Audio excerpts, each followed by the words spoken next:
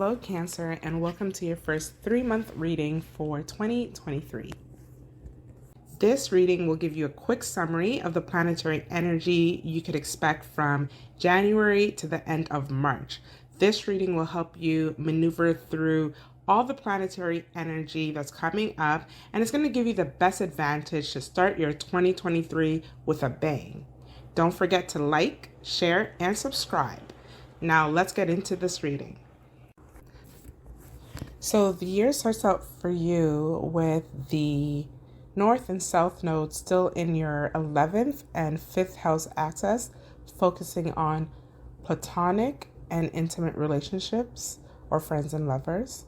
In this case, the attention will be focusing more on growing your social network to expand your reach.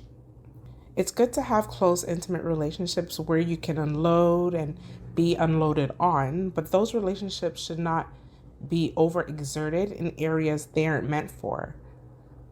There's going to be a focus with achieving goals here, so appropriate relationships would need to be formed and utilized. It's best to get a clear thinking of what your platonic relationships are versus your intimate relationships. And very seldomly do you allow these relationships to cross paths. By January 12th, Mars goes direct, leaving a period where your energy felt subdued. It was a period of not being able to get things done in a way that you were able to before. Now the energy of lethargy will start to dissipate now that Mars is going direct. Your actions will be less scattered and more strategic as you work to combat the worries and uncertainties that paralyze you from acting on what you needed to do to feel healed and whole. Now you're going to feel equipped to really tackle things and events that were thrown in your direction, which seemingly came out of nowhere, but deep inside, intuitively, you know where it came from and that you would need to face and deal with it eventually. Now is that time. You're going to be moving from feeling helpless to empowered to start putting pieces together despite any obstacles placed on your path. After the first week of March, Saturn makes a change from your 8th house in Aquarius to your 9th house in Pisces. So you're leaving a time of scarcity mindset and the fears that scarcity brings in terms of finances and savings. You're leaving a period of loss and what it would feel like to lose. The transit has shown you your tenacity to survive once you're presented with these fears and what work to do to get past this time in your life. Now that Saturn is entering your 9th house, you will now have a more realistic and sober view of your beliefs. At this time, you're going to find you may feel as if you have more to learn.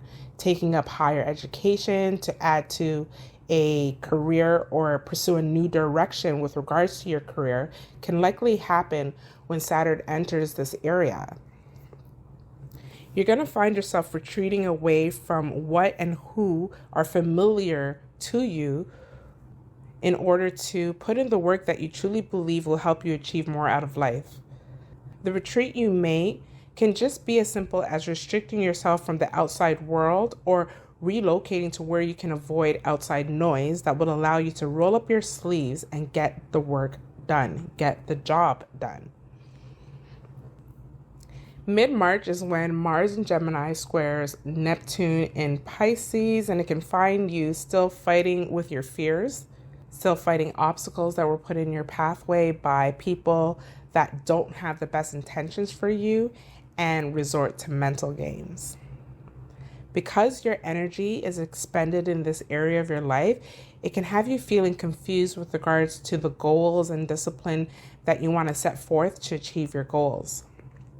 It can have you questioning your direction and beliefs again, and it will give way for the energy needed for you to create boundaries so you're able to work on building your knowledge.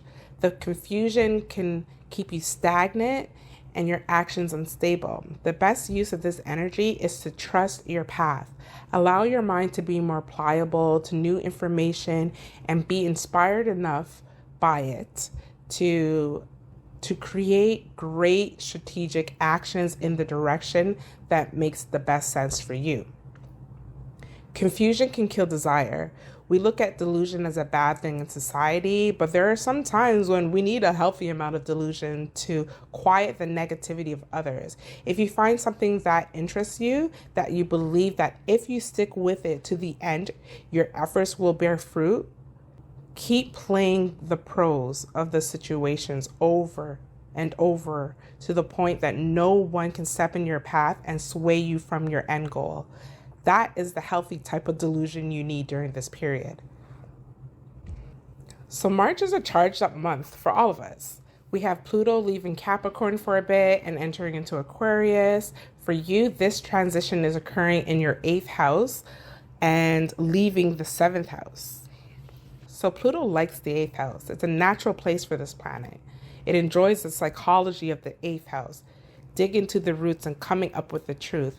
It likes killing things that are superficial and no longer relevant. It likes to do a clean sweep and present a new canvas ready to be painted.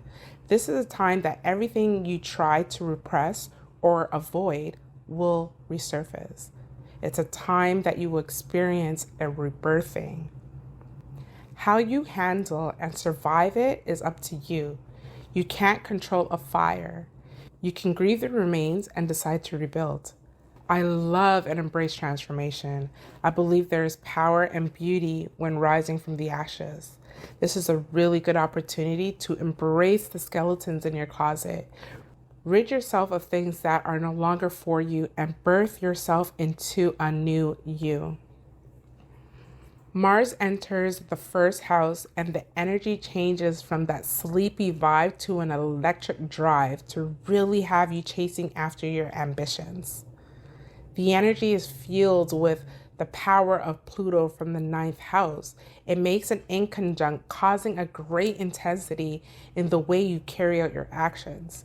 You're dealing with great changes that is not easy, let's be honest, and it can fuel your actions, which is good. But on a not so great side, it can make your actions a bit abrasive. So back to the positive side, this is an energy, a dominant one, that can have you powering through stuff needed to achieve whatever it is you set your mind to. Things that in the past seemed impossible are much easier for you to accomplish.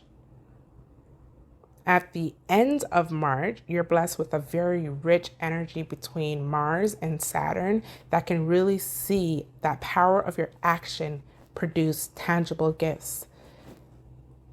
This is the energy that propels your focused action and can see your talents produce fruit in the areas of publishing, communication, grades in your pursuit for higher learning, sharing of wisdom or spiritual philosophies, and having it received well.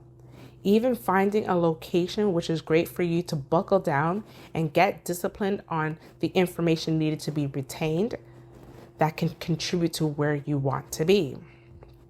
A beautiful energy that, if used well, will bring out internal gifts that can bear fruit for you. And that brings us to the end of your reading. I will see you again in a few for your April to June reading. And until then, flow with the energy and take every blessing and opportunity the universe has in store for you. Peace and prosperity to you, and we'll talk soon.